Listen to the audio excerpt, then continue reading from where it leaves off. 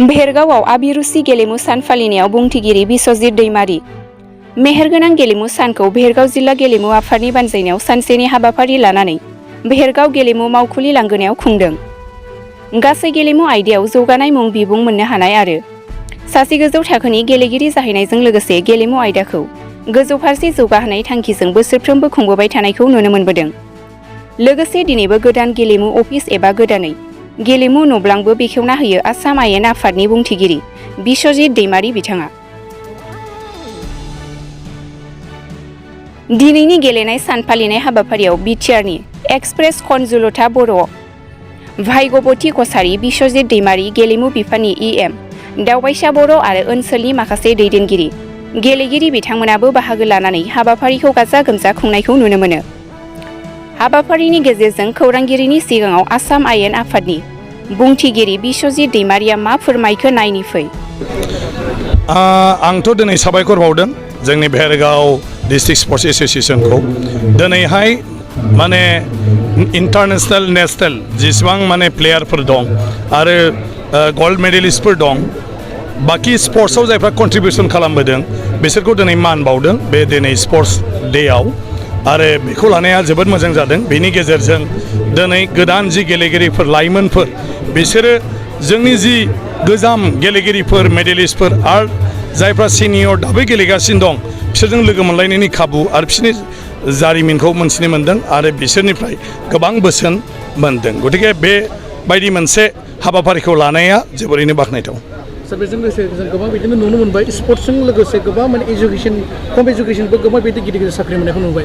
बेनि बेलायाव सार मा बुंनो सानो? दानि दिनाव जिथु गेलेनाय स्पर्ट्स, बे स्पर्ट्सआ मानसिनि जिउखौबो गायसनो। बे दिनै मात्र इन्टारटेनमेन्टनि थाखायल' नङा, बे मोनसे प्रफेसन जाहैबाय। बेनि गेजेरजों गावनि जिउखौ दानो हायो। आरो आसाम सरकारा दा स्पर्ट्स पार्सनफोरनो माखासे माने मा होनो बिदिखौ आयेन खान्थि बानायनानै होबाय जे नेशनेल माने मेडेलिस्ट जायोब्ला बे मा मोनगोन, इन्टारनेशनेल मेडेल मोनोबा मा मोनगोन, बेबायदि साख्रि आरो साख्रिनि उनाव माने पेन्सन हिसाबैबो 10,000 रां पेन्सन होनाय जायो दानफ्रोमबो।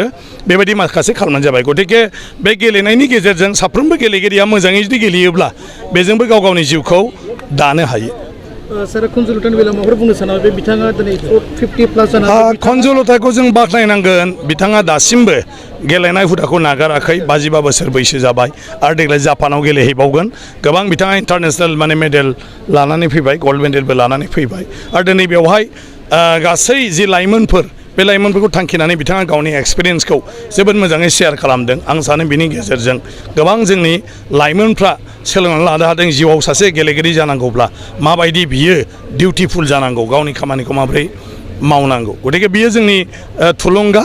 गतिके बिथांखौ जों जेब्लाबो माने मान होनांगोन आरो बिथांखौ जेब्लाबो जोंनि लाइमोनफोरखौ माने थुलुंगा होनाय बिथिङाव माब्रैहाय जों बाहायनो हायो बेनि थाखाय जों साननांगौ। बेरगाव जों गोबां बिदिनो गथ'फोर उन्दैखौ गोबां बिदि स्पर्ट्सआव बेस्थ' खालामनानै जोब्बाय, खिन्थु बिदिनो गोबां बेलेग जिल्लाफ्राव बेबायदिनो ड्राग्स मुवा जे एडिक्ट जाना दङ। बेनि बेलायाव सार माबाफोर बुङो नामा? ना, ओंखायनो जायफ्रा बेफोरबायदि खेला बायदिसिनायाव मा होनो जड़ित जायो बिसोरो ड्राग्स गाज्रि लामायाव थांनायनिफ्राय माने गोजानाव थानो हायो। खारन बेस्थ' थानांगौ उन्दै बैसोआव, लाइमोन बैसोआव।